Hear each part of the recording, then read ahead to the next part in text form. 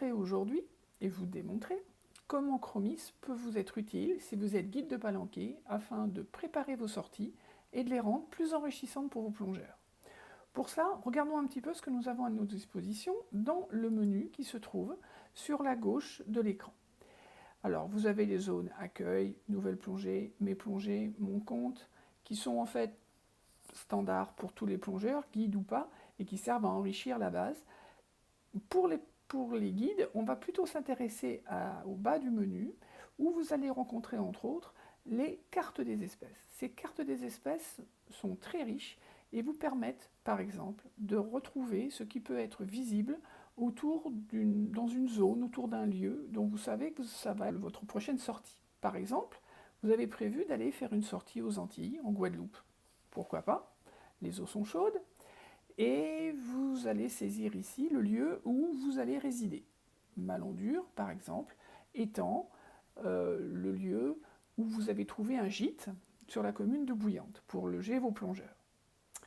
Ici, on voyait qu'il y a 2 sites. Bon, vous choisissez celui qui est en Guadeloupe, bien évidemment. Et là, le système va vous répondre en vous renvoyant une carte dans laquelle vous reconnaissez les basses-terres, qui est l'aile gauche du papillon guadeloupéen sur lequel se trouve la commune de Bouillante, avec un ensemble de pions bleus qui représentent les sites de plongée sur lesquels ont été enregistrés au moins une plongée avec observation d'espèces locales.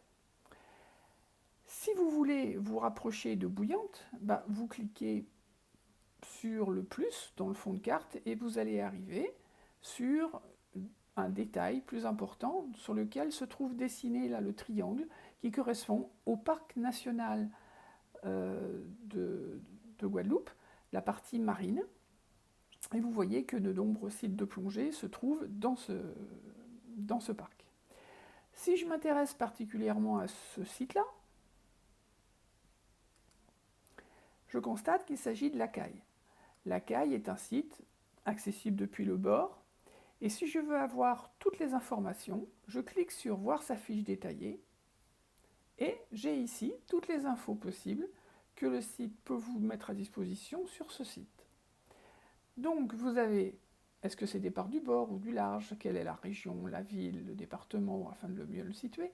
Chose très importante, les habitats. Les habitats ici, sable, vase, herbier, récifs coralliens, qui vous permettront de savoir à l'avance sur quel genre de fond vous allez plonger. Puis, une description. On vous explique que c'est un site facile, en bordure du parc, accessible à tous depuis le ponton, très bien. Des points d'intérêt, on peut y trouver des anténaires et des hippocampes, ce qui n'est pas fréquent dans la région. Et puis, on peut, trouver par en dessous encore des exemples d'espèces qui ont déjà été rencontrées sur ce site, avec un ensemble d'informations comme leur nom vernaculaire commun, leur nom latin, scientifique, et puis ici des petites icônes qui vous expliquent qu'est-ce qu'il y a de particulier pour ces espèces. Là, il y a 2 petites icônes. La première, je mets la souris dessus, ça veut dire espèce protégée. Ah bah oui, c'est une tortue, on se doute bien que c'est une espèce protégée là-bas. Et autre petite icône, espèce en danger. Malheureusement, si elle est protégée, c'est bien parce qu'elle est en danger, comme toutes les tortues locales. Voilà ce que vous pouvez rencontrer sur cette fiche d'information du site. Et vous pouvez faire comme ça, tous les sites les uns derrière les autres, ça vous donne une bonne idée de ce que vous pouvez y trouver. Mais il y a encore plus simple.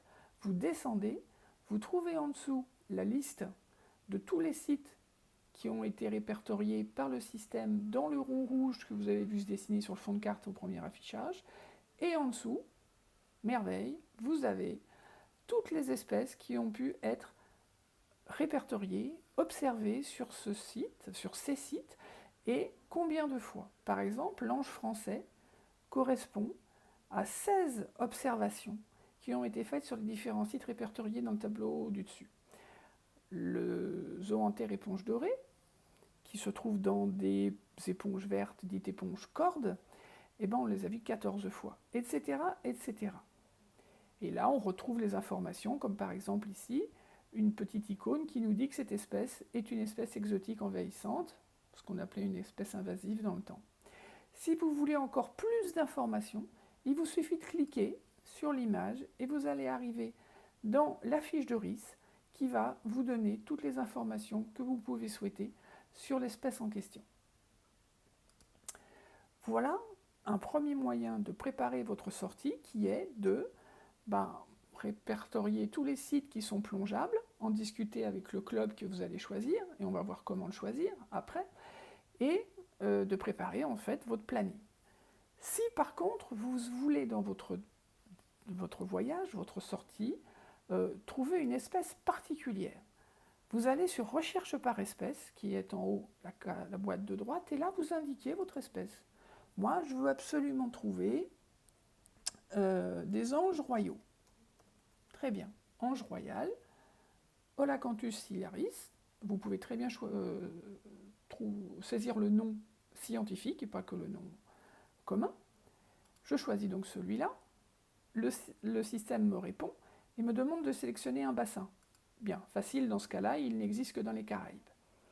Et je vais ensuite avoir un ensemble d'informations sur cette espèce, son nom scientifique, son embranchement, le code INPN qui vous permet d'aller sur le site de l'Institut national du patrimoine naturel, de façon à retrouver encore d'autres informations que celles que Doris pourrait vous donner, sachant que Doris, vous pouvez y accéder en cliquant sur l'image, comme partout dans cette application. Et puis, vous arrivez sur une carte. Cette carte vous donne des petits points, et comme vous allez en Guadeloupe, vous allez vous concentrer sur la Guadeloupe. Je vais me concentrer là-dessus. Et je vois effectivement que il y a des sites dans la région où je vais me rendre, qui est la région de Bouillante. Voilà, tous ces sites-là, on peut effectivement constater observer des anges royaux. Je prends par exemple ce site. Il y a eu une plongée sur le jardin japonais où on a observé l'ange royal. En dessous, la pointe Malondure, on y a plongé 2 fois, on l'a vu 2 fois. Ensuite, un autre site. Là, on l'a plongé 2 fois sur le jardin de corail, on n'en a vu un qu'une fois, etc., etc. Et si vous continuez en dessous, vous trouvez la liste de tous les sites sur lesquels cette espèce a été observée. Bien sûr, ça vous engagera à aller plonger sur les sites où les rencontres sont les plus fréquentes d'après les notations. Là, il y a peu d'observations, c'est une espèce relativement difficile à voir, mais si vous cherchez par exemple le mérou en Méditerranée, vous allez obtenir des dizaines de sites, et dans la région qui vous intéressera, vous pourrez aller voir la liste des sites où les mérous ont été rencontrés le plus de fois. Et là, ça peut se compter par dizaines de rencontres. Voilà pour la première chose que je voulais vous montrer. La deuxième, c'est qu'une fois qu'on a trouvé globalement où on allait plonger, on peut se demander avec qui. Dans ce cas-là, l'application vous propose aussi une recherche des clubs de plongée, ou si vous voulez plonger avec une SCA dans la région, qui fasse par exemple de la biologie, parce que pour vous c'est important que les guides soient relativement formés à ces matières par exemple, et puis qu'en plus vous cherchez du nitrox, voilà, vous faites une deuxième sélection, et le système est en train de vous sélectionner. Bon, il se trouve qu'il vous positionne sur la métropole, il suffit de traverser l'Atlantique, ça va bien plus vite qu'avec l'avion, et vous arrivez aux Antilles. Vous zoomez sur la Guadeloupe, et vous voyez qu'à chaque fois, il va vous créer des petits clusters, comme ça s'appelle, avec un petit point qui va s'isoler tout seul, parce qu'on ne met pas un, on met le point, et puis quand il y en a plusieurs, il va vous mettre le nombre. Et en se concentrant, on voit bien que là, pouf, il y en a un qui est parti aux Saintes, et puis il y a les 4 de Basse-Terre qui restent, etc., etc. Vous voyez, ils apparaissent progressivement, et il y en a 2 sur Bouillante qui savent faire ça. Et ces sites, ces clubs, se trouvent exactement dans la même commune. On va regarder celui-ci. Il s'agit des Ursènes, club très connu dans la région. Vous voulez avoir plus d'informations sur ce club, vous cliquez sur « Voir le club » et vous allez arriver sur leur site web à eux. Voilà, ça marche pour tous les clubs qui ont bien renseigné leur fiche. C'est donc un moyen pour vous de trouver des partenaires dans la région qui généralement vont vous aider également à vous loger, à trouver un loueur de voiture, à vous renseigner sur ce qu'il y a à visiter, etc., etc.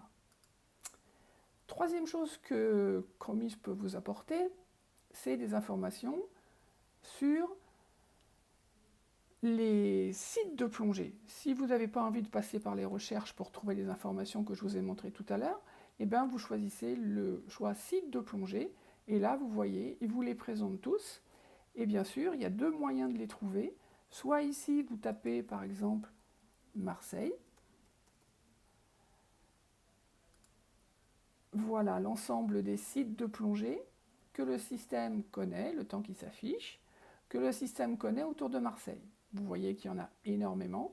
Si vous voulez vous concentrer sur une zone plus précise, par exemple les îles du Frioul, toujours pareil, vous zoomez, dézoomez avec les plus ou moins du fond de carte, et vous trouvez ici les îles du Frioul et vous pouvez trouver les sites. Si vous cliquez, même principe que tout à l'heure, voilà les papes du Juncker 88, je clique sur sa fiche détaillée, que voici.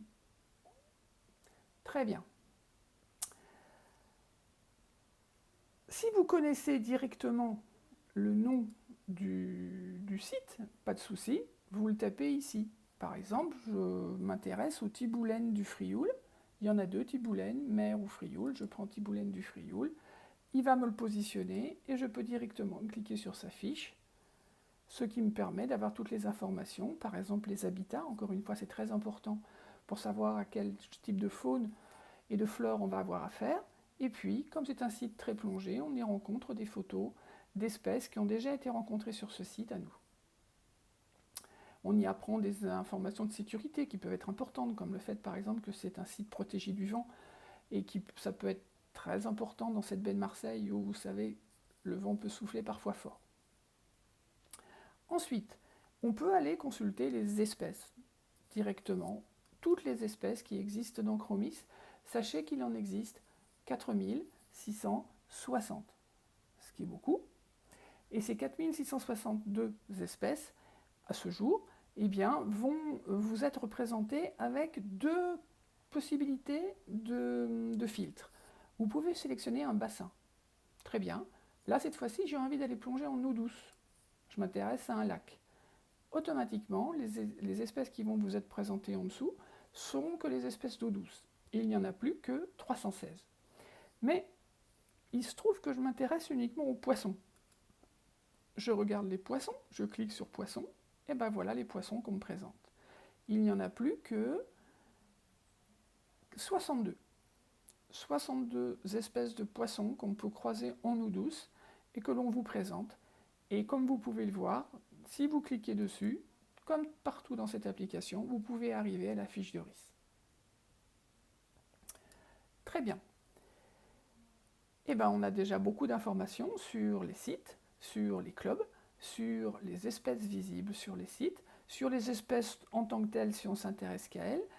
La dernière chose qui peut vous être utile, c'est que si vous cherchez des photos d'espèces bien particulières, Chromis vous propose éventuellement, en plus de ce que Doris déjà vous met à disposition, de rechercher sur un bassin particulier, par exemple les Caraïbes, que voici, sur un site spécifique, pourquoi pas.